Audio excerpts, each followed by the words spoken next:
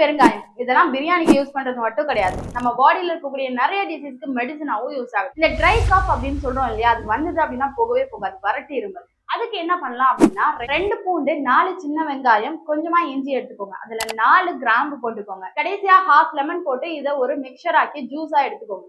இந்த ஜூஸை மட்டும் ரெகுலரா எடுத்துட்டு வந்தீங்க அப்படின்னா இந்த ட்ரை காஃப் கொஞ்சம் கொஞ்சமா குறையிறதை நீங்க பார்க்க முடியும்.